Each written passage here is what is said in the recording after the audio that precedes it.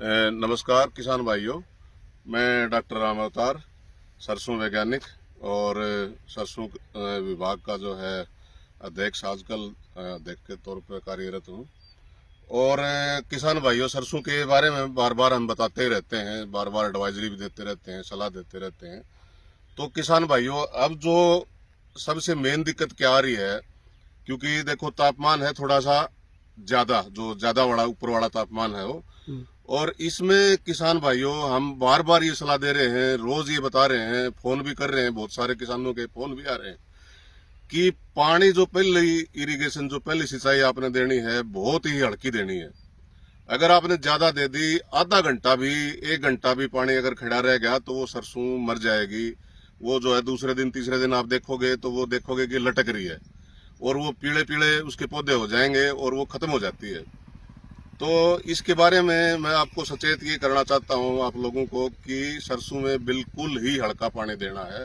सिंचाई अगर डबड़े बना रखे हैं तो एक डबड़ा भरो, उसी को अगले में उतार दो, पानी खड़ा ना होने दो, दूसरा भरो तो तीसरे में उतार दो। इस तरह से बिल्कुल हल्की सिंचाई कर दो, ये समस्या नहीं आएगी।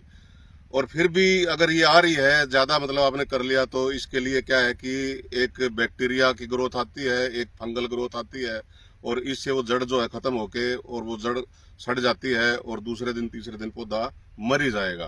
तो इससे नुकसान बहुत हो रहा है, बहुत लोगों के पूरे पूरे किले खत्म हो गए, एकड़ के एकड़ खत्म हो गए, क्योंकि इस चीज का अंदाजा नहीं है कि कितना पानी लगा रहे हैं। तो अगर ये दिक्कत भी है तो उसके बाद क्या है कि जब भी जो ही उसमें पैर रखने लायक हो, उसमें कार्बेंडाजिम का 0.1% का स्प्रे जो बताते रहते हैं वो जरूर करें। और इससे अलग जो है बैक्टीरियल ग्रोथ के लिए भी जो है स्ट्रेप्टोमाइसिन है 200 ppm, यानी कि 200 मिलीग्राम 1 ग्राम पानी के हिसाब से, और 1 ग्राम 1 किलो पानी 1 लीटर पानी के हिसाब से जो है कार्बेंडाजिम दोनों मिला के स्प्रे कर सकते हैं।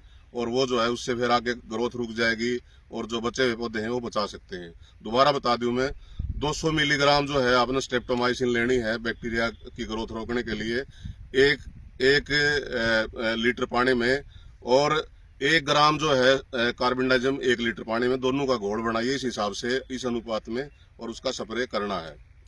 दूसरी जो अब देख रहे हैं कि फसल जो है 50 दिन के आसपास की हो रही है, 45-50 दिन की क्रॉप हो चुकी है, फसल हो चुकी है, तो इसके ऊपर जो हम टाइम टू टाइम बताते रहते हैं कि आपका तना गलन वाला जो है, तना कहीं से भी गल सकता है, नीचे से भी गल जाएगा, यहाँ से भी गल जाएगा, शाखाएं गल जाएंगी या फलियां जो बन रही वो गल जाएंगी, तो इससे नुकसान बहुत होता है। तो इसका भी हमने बताया था कि बीज का उपचार जरूर करना है।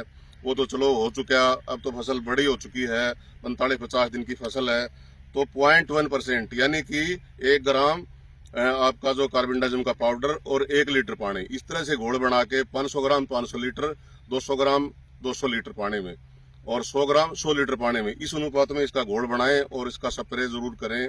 1 एकड़ में जो है 5-6 टंकी जो है, आपकी जो अगर 20 लीटर वाला अगर आपके पास स्प्रेयर है तो 6-7 टंकी जरूर घेरें, उसमें जरूर डालें उसमें।